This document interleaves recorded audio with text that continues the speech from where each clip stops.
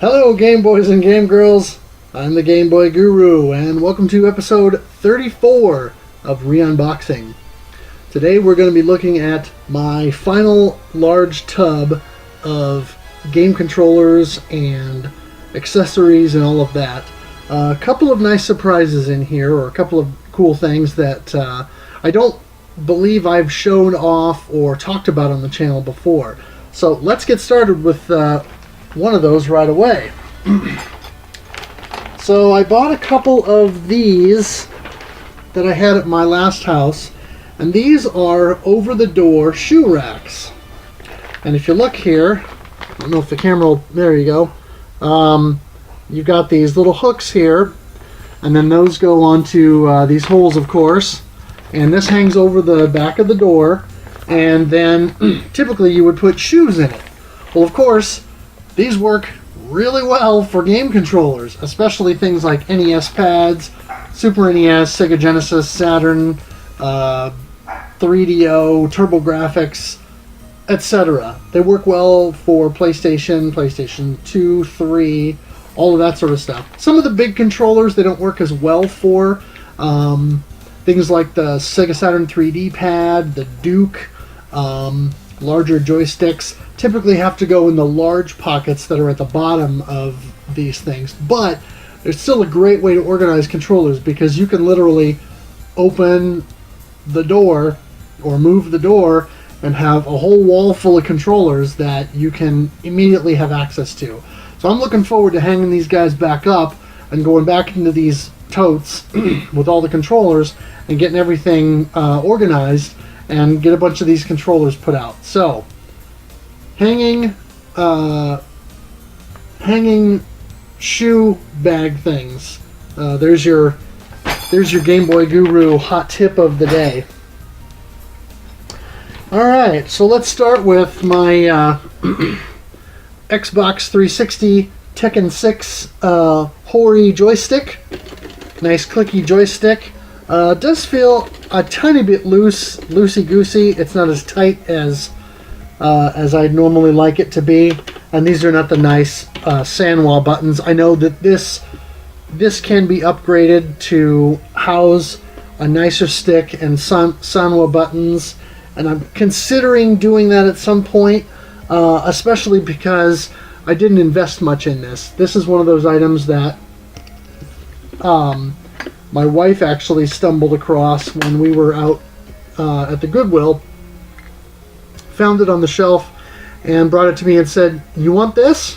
And I said, "Yes, I want that," because I had recently acquired a 360 and was waiting for my copy of Raiden 4 in the mail. And so I played a fair amount of Raiden 4 with this stick, and I look forward to putting in more time with additional shmups using this as well.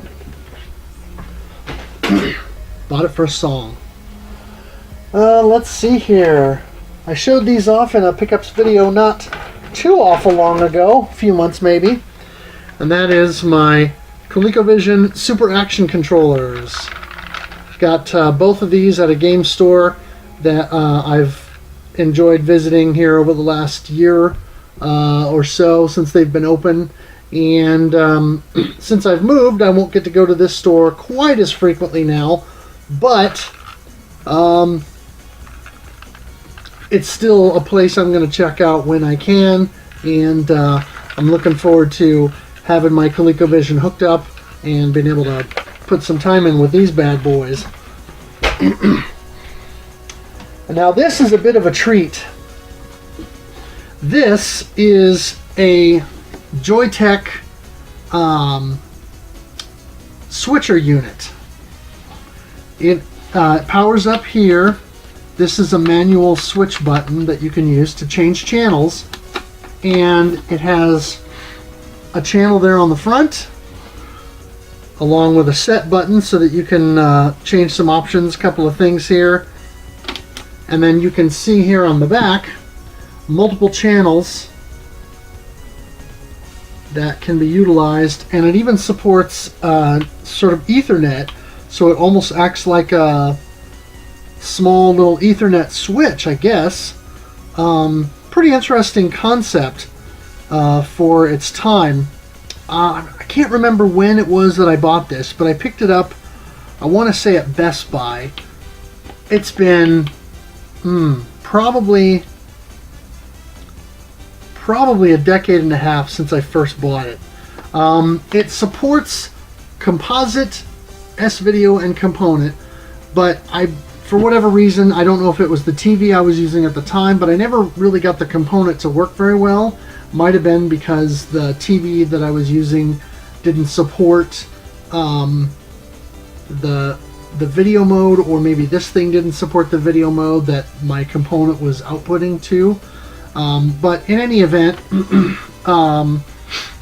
I've primarily used this as a device for my S-video stuff, because as you can see here, I've got 6 inputs on the back plus the output over here, and the one on the front supports S-video as well.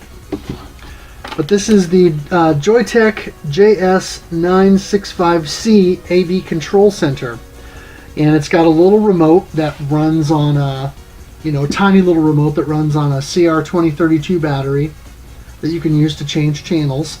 And that's getting old enough now to where it sort of only works when it wants to. But this thing has been a trusty device for me for many years. So for the systems I'm going to be hooking up via S-video, like my Saturn, N64, Super NES, my original PlayStation, and I think my 3DO, the Panasonic 3DO FZ10 will handle S-video. So for all of those devices, I'm going to be running those through here, and then those are all going to be going to a nice large 32-inch CRT so that I can enjoy perfect S-video gaming on that device, because they're going to look real crisp and nice on that particular device. So glad to have that out and able to use that again. Got a couple of accessories here that Zagnor took me up with a while back. This Nintendo DSi Armor. It's a Nerf product, and they were working with Hasbro, it looks like, to rep some G.I. Joe stuff. But pretty cool ruggedized case for the DSi. And then also for the DSi, this game selector, where you can just sort of plug this thing on and sort of attach it to the bottom of your DSi, and then you can have 3 games in there, and then you can switch between games. Kind of a neat idea. It seems like then you don't wear out the cartridge slot and the spring mechanism in your DSi as much. You just sort of use these slots instead. So it might be worth checking out and trying. Of course, I won't be able to use it at the same time I use this, but still interesting and probably worth checking out. I've got a spare ColecoVision standard controller that I bought. When I bought my ColecoVision, one of the sticks is kind of fiddly, and so this one was nice and clean, and I picked it up at the same store that I bought those Super Action controllers at. And the other controller that I picked up was this Wyco Command Control ColecoVision stick. It's got your button here, and then it's got your I don't know if these are supposed to be, no, I guess they're not buttons. So it's, what's odd, I find odd about it is only a single button joystick, even though ColecoVision controllers have 2 buttons. But it does have the full control, the full keypad, and they're nice keys. They're like phone keys, like you would find on a standard touch-tone telephone. At least one from that era. So looking forward to checking that one out as well. Of course, I've got the power supply for that switcher. Got an original PlayStation DualShock pad here that came, one of them that came with my PlayStation that the box is back there for, and this one's got an extension cable on it, you can see. I've always enjoyed those nice long extension cords available for PlayStation controllers. Have a standard I don't know whether you call that off-white or cream or just how you would classify that, but the standard Dreamcast pad.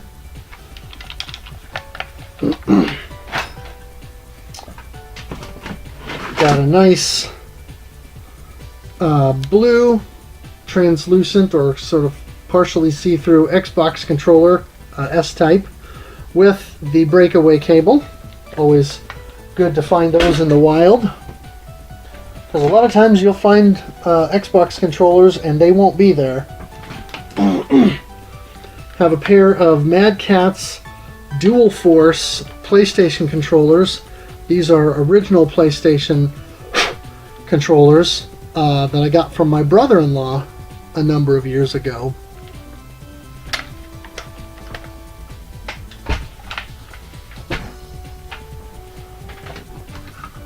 Here is my Nintendo Switch Joy-Con grip.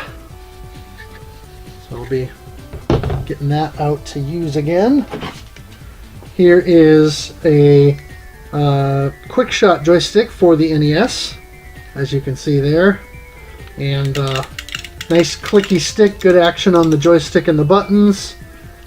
And so I'll have to do some shooter action with that. It also has these nice suction cups on the bottom, so I don't know if that'll work with the textured surface TV trays that I have or not, but maybe I'll get out a cutting board or something and suction this down to the cutting board so I can, you know, do some mad shoot 'em up action, play a little flying shark or something. Here is a dual impact gamepad, another PlayStation 1. This has the mode switch on it instead of a button, so this has got to be original PlayStation. Sticks feel good, they center nicely, and buttons all seem to have good action. Not sure about the D-pad, but anyway, little wider fanned out handles than your standard, but it does have, it's kind of hard to see there, but it's got a little it has a motor in it for rumble.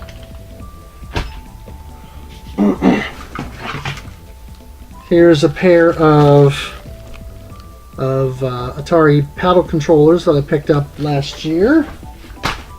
Have not had the opportunity to unbox those because I didn't actually have my 2600 out last year. Here is Sega Saturn 3D pad. This is one of the two that I have, and this one is the newer one. I have a box up there in the corner that I bought this new in the box long enough ago that I didn't unbox it on this channel, because this channel I believe wasn't started then. I actually unboxed it on my other YouTube channel where I talk about music and my vinyl collection as well. So maybe one of these days I'll do a crossover between my channels and talk about my game music vinyl collection.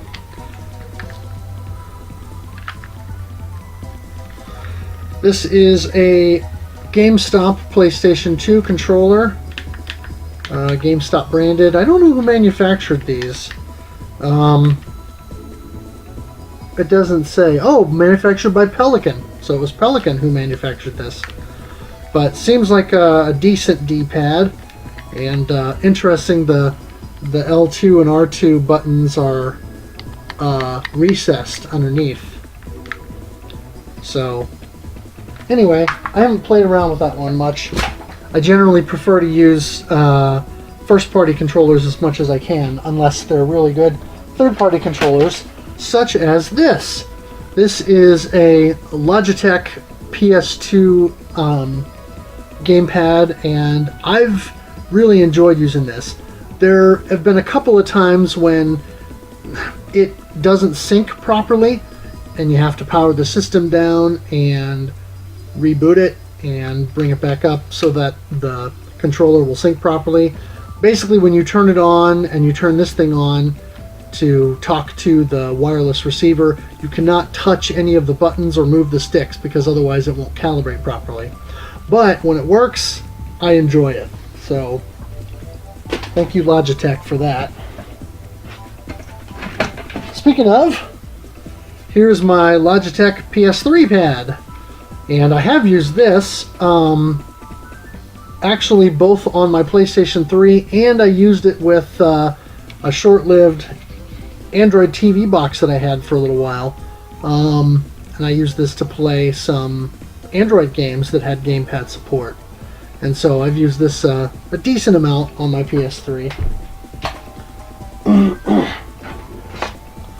Here's another Xbox S-type cable or controller with breakaway,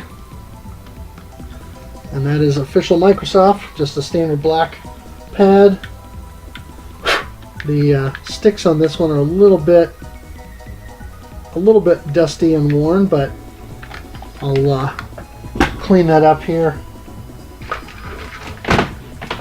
Here I've got a pair of 7800 sticks, and the unfortunate thing is the one that has the real nice looking bezel there is the one that doesn't work right.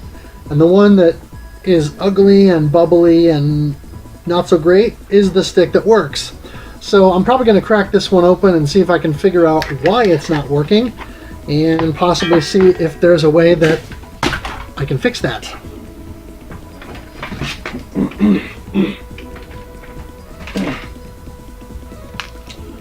Alright, this is a Pelican Xbox controller. The D-pad on this I find very suspect.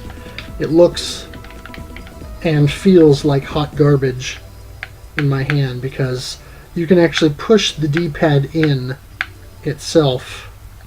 So I don't see myself playing with these. It was one of those things that it came with one of the spare Xboxes that I have. Everything else on the pad feels fine, but yeah, this D-pad just feels like hot garbage. No breakaway, just a standard end on that. And same goes for this. This does have the breakaway, but again, this D-pad, you can actually press down on the whole D-pad assembly, and so I'm not a big fan of that. These sticks also feel gummy, so I'm going to have to wipe those down and figure that out. But, you know, it's an interesting enough collection piece at least.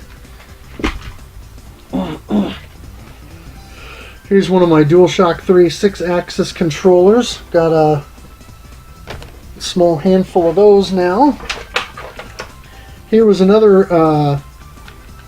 Goodwill find, an Interact Storm Chaser gamepad. And I don't know if this is PlayStation or PlayStation 2. Not a big fan of the D-pad on this one. It seems like it might have also been meant for fighting games because it has 6 face buttons, E2 and E1, which I'm assuming is what this program button is for, so that you could program one of these other buttons to help with, say, Capcom fighting games or something like that, so you don't have to use the shoulder buttons. But with the D-pad being as iffy as it is, I'm not sure this one's going to get a lot of love. Here is a Pelican PlayStation 2 pad.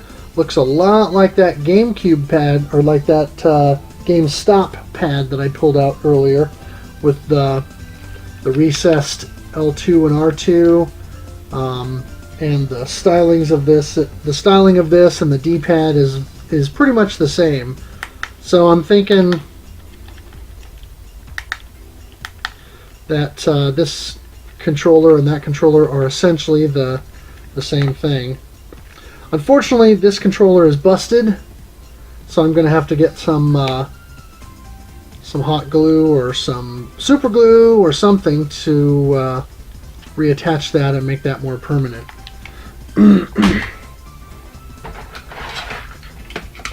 Here is my Raspberry Pi 3 that I still need to finish up getting the image put on and get set up. But I'll be probably hooking this up here within the coming weeks and get that going. Another Xbox S-Type controller, this time the translucent green with breakaway. Good stuff. I know a lot of people aren't fans of the original Xbox D-pad, but I find at least with the S-Type it's not bad. Let's see, this is the receiver for the Logitech PS3 pad. This is a Matricom gamepad. It was a Matricom Android box that I had. Lasted me a year and a half or so. It finally kicked the bucket sometime last year, and it's an okay controller. It's a standard Bluetooth type, has the sort of PS3 style D-pad, but it feels a little mushy. It's not fantastic. The analog sticks are nice enough. The shoulder buttons are fine. You know, they're just buttons, not triggers. The buttons all feel fine. You know, so it's an okay controller. Would work with PC games, I would suspect. And I'm assuming that down in the bottom of the thing here somewhere is the receiver for this, just a little chip style, but it's got a mini USB charging, built-in battery, so I may mess around with that later with the Raspberry Pi.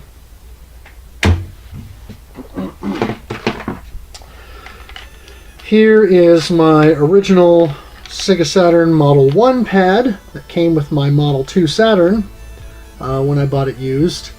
It has the absolute worst shoulder buttons ever made. I don't know why Sega of America did this instead of copying the more sleek and better designed Japanese Sega Saturn pad, because these shoulder buttons are hot garbage. The D-pad's okay, it's not as good as the Model 2, but otherwise it was fine, and I used it as long as I needed to. Alright, I've got my white Wii U Pro controller. Love this controller, good stuff.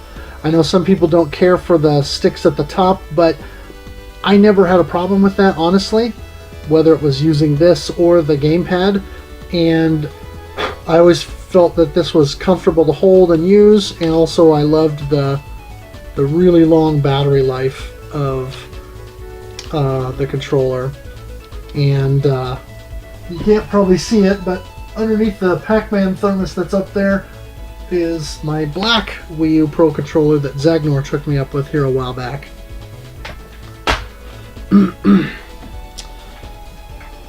Alright, I have a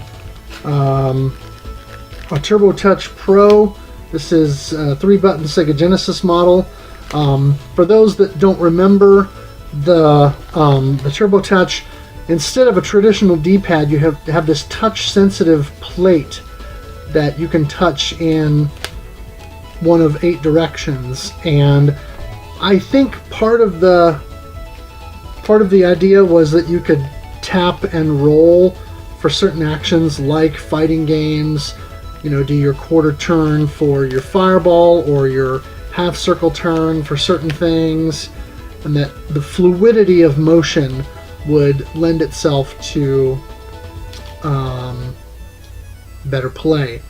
I don't know that panned out. I think it kind of falls into similar territory as something like the NES Max, where it may have found a niche audience, but most people probably didn't get along with it very well. And as you can see, mine is still in the plastic because I haven't worked up the guts to try it yet. Here's one of my long-standing Sega Genesis 3 button pads.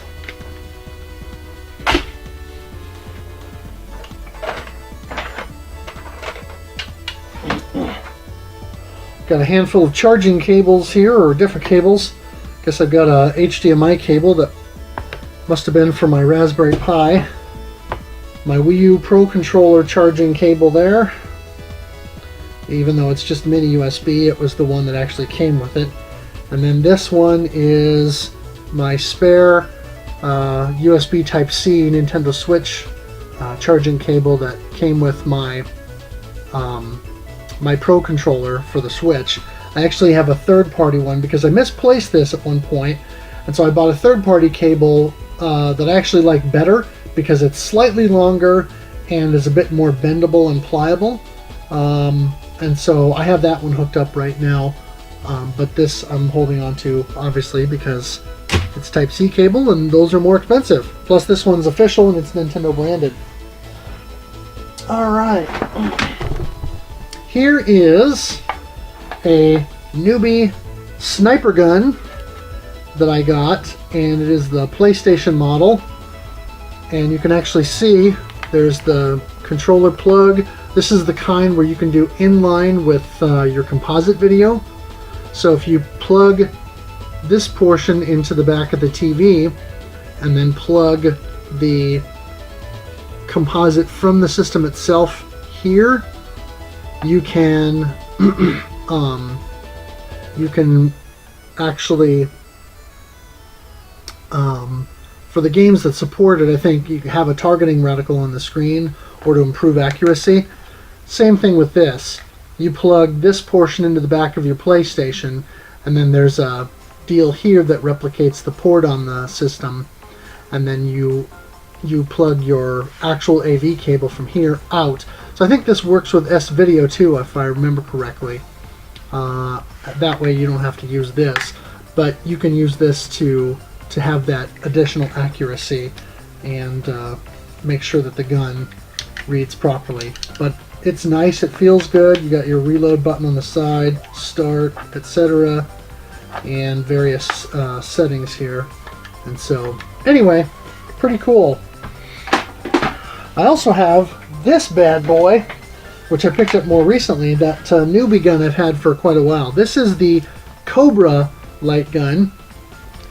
And the cool thing about this one is that it is supported by both PlayStation and Saturn. So it doesn't have that additional line through deal, but I can use this for Time Crisis on the PlayStation or Time Cop on the Sega Saturn. And this is my first Sega Saturn compatible light gun, so I'm looking forward to actually being able to play Time Cop. I think, is it Time Cop or is it Virtua Cop? Good grief. Yeah, I'm actually looking forward to being able to play Virtua Cop finally, so pretty cool to have that.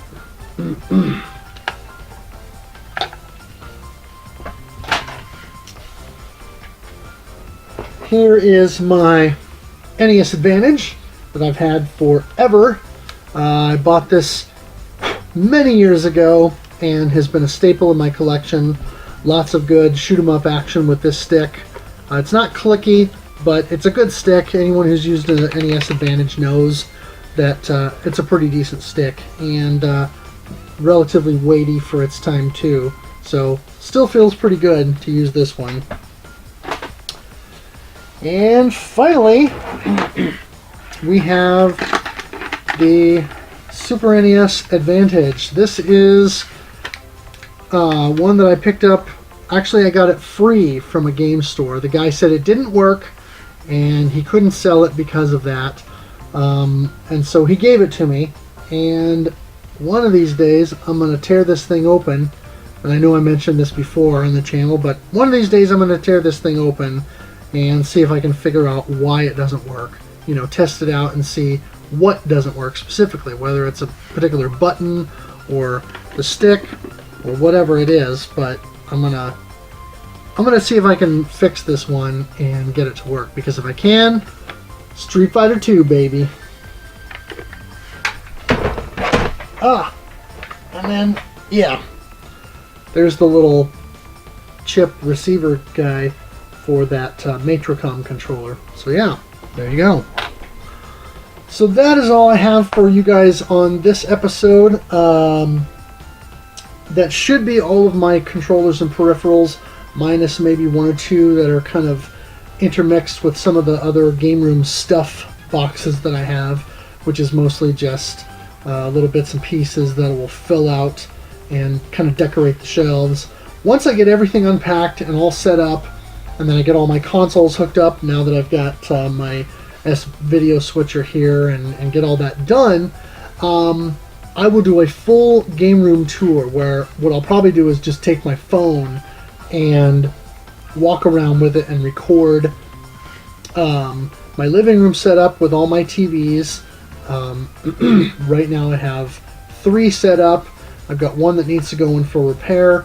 Once I get that fixed, assuming that I can, I'll have it back, and then I'll have 4 set up there. And then I'll do a complete walkthrough of this room so that you can see everything, and I'll kind of just slowly go through it so you can see how I've got it all arranged, how I have everything laid out, and then you can all be jealous of my my collection. I don't have, it looks like I've got a lot, but really there are a lot of collectors I know that have way more than I do.